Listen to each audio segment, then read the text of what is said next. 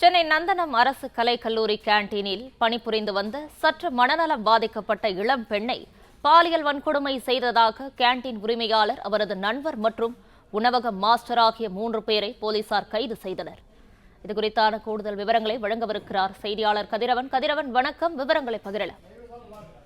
சென்னை நந்தனம் பகுதியில அரசு கலைக்கல்லூரி செயல்பட்டு வருகிறது. இந்த கல்லூரி வளாகத்துல கோட்டூரை சேர்ந்த செல்வம் என்பவர் கடந்த 10 ஆண்டுகளுக்கு மேலாக உணவு விடுதியை நடத்தி வருகிறார்.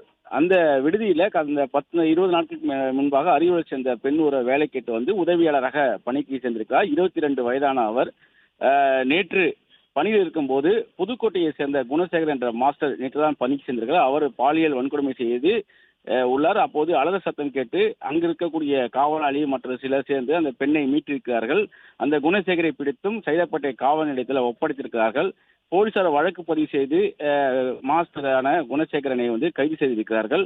அதன் பின்பாக அந்த பெண்ணை பெண்கள், குழந்தைகள் மற்றும் பாதுகாப்பு முன்பாக கவுன்சிலிங்காக ஆஜர்படுத்திய போது அந்த பெண்ணிடம் கவுன்சிலிங் செய்யும் போதுதான் பல்வேறு தகவல்கள் கிடைக்கப்பட்டிருக்கிறது. குறிப்பா அரியலூர் செய்த அந்த பெண் சற்று மன வளர்ச்சி குன்றியது போல இருப்பதாகவும், திருமணமாகி கணவனுடன் கருத்து வேறுபாடு ஏற்பட்டு 2 மாதத்தில் கணவரை பிரிந்து வந்ததும் வேலை இல்லாதனால நண்பர் ஒருவர் மூலமாக சென்னைக்கு வேலை தேடி 20 நாட்கள் முன்பாக இந்த செல்வத்துடைய இந்த கேண்டீன்ல உதவியாளராக பணிக்கு சென்றதாகவும், அப்போது அந்த பெண்ணின் நிலையை கருத்தில் கொண்டு செல்வம் அவரை பாலியல் வன்கொடுமை செய்திருப்பதும், அதே போல கேண்டீனின் உரிமையாளர் செல்வத்தின் நண்பர் கார்த்தி என்பவரும் இந்த பெண்ணை பாலியல் வன்கொடுமை செய்திருப்பதும் தெரிய வந்திருக்கிறது.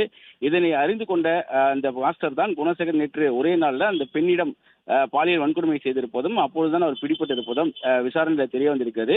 இந்த பெண் அளித்த வாக்குமூலத்தின் அடிப்படையில் இந்த 3 பேரும் கைது செய்யப்பட்டிருக்கிறார்கள். இது மட்டும் இல்லாமல் மேலும் 2 நபர்கள் தன்னை பாலியல் வன்கொடுமை செய்ததாக அவர் தெரிவித்திருக்கிறார். அது தொடர்பான விசாரணைகளும் நடைபெற்று வருகிறது. தற்போது 3 பேரை போலீசார் கைது செய்திருக்கிறார்கள். கேண்டீனை நடத்தக்கூடிய செல்வம், அவரது நண்பர் கார்த்திக், கேண்டீன் ஊழியர் குணசேகர் ஆகிய 3 கைது செய்யப்பட்டிருக்கிறார்கள்.